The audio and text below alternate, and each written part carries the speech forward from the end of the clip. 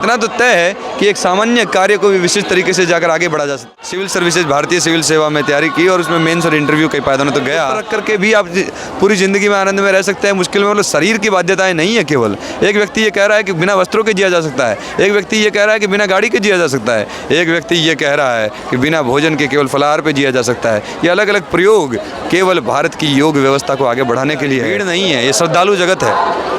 इतने सारे लोग आ रहे हैं, तकलीफ़ें होगी, फिर भी साधारण लोग माथे पर इतने भारी भारी बोझ रख करके, और यहाँ तो यह गरीब और अमीर का भेद जो है वो समाप्त हो गया है। नमस्कार, मैं प्रभात। अभी हम संगम घाट पे हैं और माँ का लगभग ये अंतिम स्नान होने जा रहा है और यहाँ पे फिर से करोड़ों श्रद्धालुओं की भीड़ उमड़ी है। और यहाँ पे एक युवा हैं जो कि मतलब कि अपने हिंदुत्व की जो वेशभूषा में मिले हैं और माथों पे चंदन है और ओम का निशान लगा हुआ है। थोड़ा इनसे बातें करेंगे। और ये बांसुरी आप लोगों ने अभी तक मुंह से बजाते हुए लोगों को देखा होगा। अब ये बांसुरी ये नाकों से बजाते हैं। हम ये तस्वीरें आपको दिखाएंगे। हर हर महादेव। हर हर महादेव। कहाँ से हैं आप? मैं राजस्थान बीकानेर से हूँ, मारवाड़ की भूमि से हूँ और संपूर्ण भारत और सनातन का अध्ययन कर रहा हूँ। और अध्ययन कर रहा हूँ जीवन का, कि जीवन में ये समस्याएं जितने हैं उसमें प्रॉब्लम को क्या प्रॉब्लम है, ख़त्म काहे को नहीं होती है बे, ख़त्म होकर के कैसे जीवन आनंदपूर्वक जिया जाए। पिछले 5 साल से अध्ययन कर रहा हूँ। काफ़ी कार्य हुआ है, उस पर काफ़ी कार्यक्रम भी बनाए हैं। Life is beautiful, design of life, quality of life enhancement program, जीवनम सुंदरम, देव यात्रा, स्वास्थ्य। ऐसा क्या संयोग हुआ कि आप ये रिसर्च करने के लिए आप निकले कि लाइफ में प्रॉब्लम? आप ये देखिए ना, दोनों बातें एक साथ चल रही है। सर्वे भवन्तु सुखी न कह रहे हैं और एक तरफ कहते हैं कि प्रॉब्लम खत्म हो ही नहीं सकती है। तो ये क्या हमारे पूर्वज जो है ऐसी बातें कर रहे थे? वो ऋषि मुनि थे भाई, वो शोधार्थी थे। 3000 साल तक परंपरा चली आई है। दुनिया के कितने तूफान झेले हैं। एकमात्र देश है भारत जो दुनिया की longest surviving civilization even after 3000 years, 3000 सालों के बाद, और हज़ारों सालों के तो आक्रमण सहन कर लिए हमने। उसके बावजूद भी सनातन धर्म और सनातन संस्कृति चली आ रही है। तो आपका उद्देश्य क्या है? आप क्या लोगों में क्या दिखाना मेरा चाहते हैं? केवल एक उद्देश्य है मित्रों, सुंदरम जीवनम, जीवनम सुंदरम। जीवन को सुंदरता से जिएं, उससे पहले जीवन को समझें और उसके सारे रहस्य सनातन संस्कृति में छुपे हुए हैं। ये मैंने तब देखा जब मैंने जीवन को समझना शुरू किया। और उस यात्रा के दौरान जब मैंने भारत के अंदर देखा, उसे मेल मिलाप किया, तो मैंने कहा मैंने जो चीज़ें खोज के निकाली है वो हमारे पूर्वज तो हज़ारों सालों पहले जानते थे। अच्छा, आपने जो अभी अनुभव किया, तो जो आप मतलब यात्रा करते हैं तो यात्रा में काफ़ी कठिनाइयाँ आती होगी, तो आपको क्या कैसे सबको मैनेज कर पाते हैं? देखिए, जब आप ईश्वर पे भरोसा करके के पाँव आगे बढ़ा देते हैं तो आपको थोड़ी थोड़ी दूरी पर आगे आपको पूरा रास्ता दिखाई नहीं देता। कल क्या होगा मुझे नहीं पता है, आपके यहाँ आने से पहले नहीं पता था। मैं तो यहाँ बैठ करके महाकुंभ के इस महापरिसर का, महाअमृत उत्सव का आनंद ले रहा था। लेकिन अभी आपके माध्यम से मैं आपके साथियों को जुड़ने का, युवाओं से जुड़ने का, देश के सनातन धर्म और संस्कृति पर विश्वास रखने वाले विश्वस्त लोगों का जुड़ने का मुझे सौभाग्य मिल रहा है। तो आपको नहीं पता अगले कदम पे क्या होता है, और ये एडवेंचर है। पर आपका जब ईश्वर पे विश्वास होगा तो आप ये जरूर जानते हैं कि जो होता है सर्वश्रेष्ठ होता है। हरि करेगो तो खरी करेगो। चलिए, ये इनकी बातें आप लोगों ने जाना, और क्या सही है क्या गलत आप भी समझ सकते हैं, आप इसमें अपनी राय भी दे सकते हैं। अच्छा, आप जब ये प्रयागराज में आए तो यहाँ पे जब आपने सोचा हिंदू धर्म की खोज के लिए आप निकले कि सनातन धर्म को कैसे कैसे किया, तो ये प्रयागराज में बहुत सारे साधु संत महात्मा लोग आए थे, तो यहाँ पे आके आपको क्या अनुभव हुआ? यहाँ आकर के मुझे लगा कि ये महाकुंभ है, एक ऐसा महाकुंभ जहाँ अमृत बरस रहा है, जहाँ जीवन श्रद्धा के भाव के रूप में, श्रेष्ठतम आनंद और प्रेम के रूप में। आपको क्या लगता है, लोगों को ये मालूम चल गया कि बहुत भीड़ आ रही? भीड़ नहीं है, ये श्रद्धालु जगत है। इतने सारे लोग आ रहे हैं, तकलीफ़ें होगी, फिर भी साधारण लोग माथे पर इतने भारी भारी बोझ रख करके, और यहाँ तो यह गरीब और अमीर का भेद जो है वो समाप्त हो गया है। अमीर लोगों को भी गाड़ियाँ बाहर छोड़नी पड़ रही है, फिर भी लोग आ रहे हैं।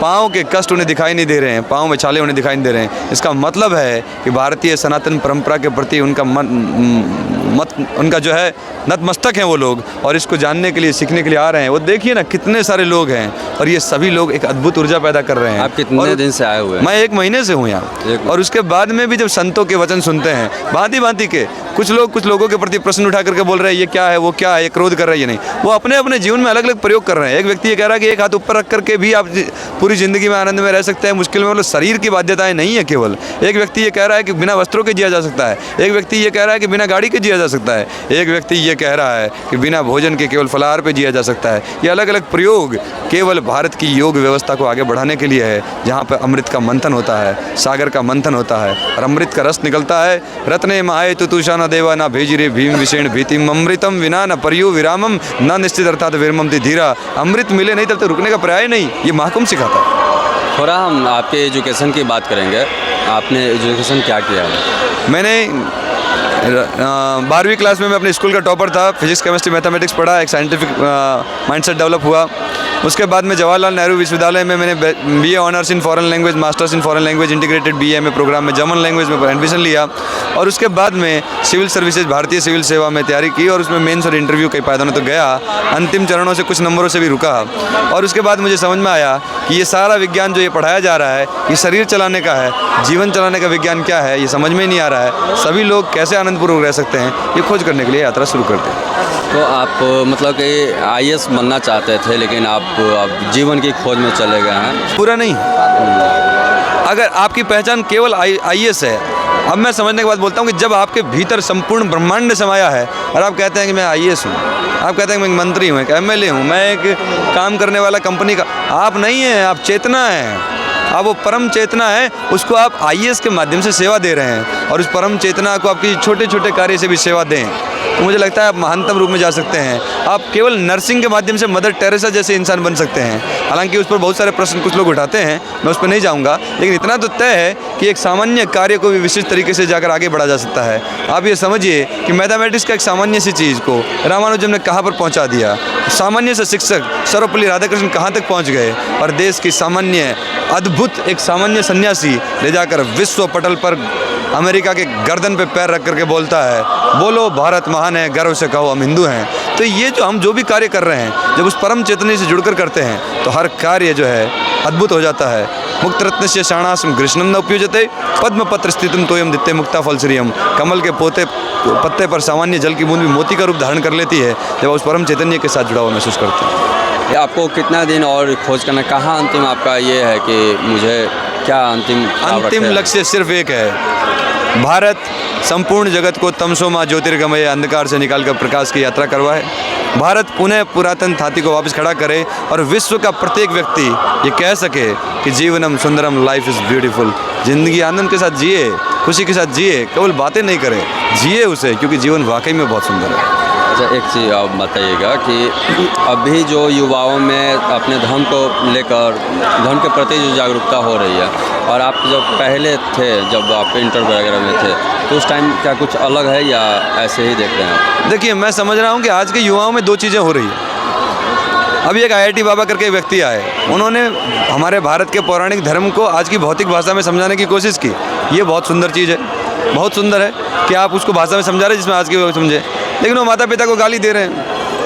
वो चरस, गांजा और जो नशे हैं, अरे नशा बेहोश की तरफ लेके जाता है और चेतना होश की तरफ लेकर के जाती है। आप किधर जा रहे हैं भाई, किधर जा, अपनी कमजोरियों का हवाला दे करके। लेकिन हाँ, वो उन्होंने काफ़ी सारी चीज़ें उजागर की कि आज के माता पिता अपने बच्चों को केवल नौकरी की तरफ, बड़े बड़े पदों की तरफ भेज रहे हैं, लेकिन उन्हें स्नेह सम्मान नहीं दे पा रहे हैं, परिवार परंपरा टूट रही है। तो आज के युवाओं को पुनः भारतीय संस्कृति के आधार स्तंभ जो है उनको पुनः खोज करके पुनः जागृत करने की ज़रूरत है, क्योंकि भारत का भविष्य है हमारे युवाओं के कंधों पर टिका हुआ है और हम अगली पीढ़ियों का निर्माण करने के दायित्व के साथ खड़े हैं। तो इसको गर्व के साथ और थोड़ा होश में रहकर करें। होश ना खोदे कहीं जोश में देखने वालों, गीत है ना, होश में और जोश में। होश खो देंगे, जोश में चलेंगे तो विप्लव आएगा, और होश बहुत है और जोश ही नहीं है तो वहीं ठहर जाएगा। दोनों को लगता है कि अभी के युवाओं में जो जोश देख रहे हैं, तो क्या भारत आने वाले समय में फिर विश्व गुरु बन पाएगा? भारत विश्व गुरु बनेगा ही, युवा इस समय में हो, बुजुर्ग हो, बच्चे हो, क्योंकि हमारे पूर्वजों ने जो सनातन धर्म के जो आधार स्तंभ जो बनाए हैं वो इतने पावरफुल है कि एक व्यक्ति आदि शंकराचार्य जैसा आकर के फिर उसे पुनर्स्थापित कर देगा, एक व्यक्ति चंद्रगुप्त सम्राट जैसे आकर के फिर से उसे पुनर्स्थापित कर देगा, एक व्यक्ति स्वामी विवेकानंद जैसे आकर के फिर से उसे खड़ा कर देगा। भारत को खड़ा करने के लिए हमें युवाओं को यदि कार्य करने का मौका मिले तो हमारा सौभाग्य है। वो सनातन धर्म मतलब ब्रह्मांड के बेसिक कोर रिलीजन के जो बेसिक कोर जो होता है उसको समझाने की कोशिश की है। धर्म मतलब धार्यते इति धर्म, जो ब्रह्मांड के नियम हैं उनको समझा रहे हैं। ये हमारे सौभाग्य के लिए है कि पूरी दुनिया समझे और जाने। थोड़ा हम अब आपसे बांसुरी देखेंगे, हम देखेंगे आपसे कि बांसुरी नाक से कैसे आप बजाते हैं, तो बताएं।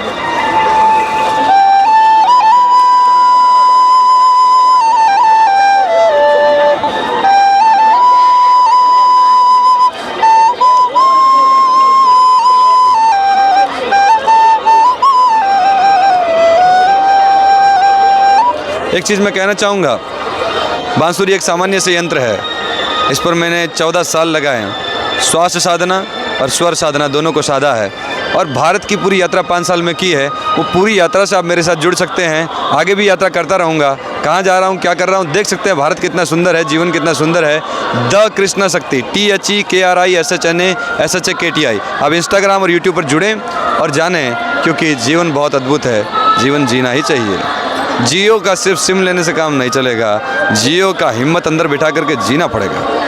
चलिए, इनकी बातें आपको कैसी लगी और अपनी राय कमेंट बॉक्स में आपको ज़रूर दें। धन्यवाद।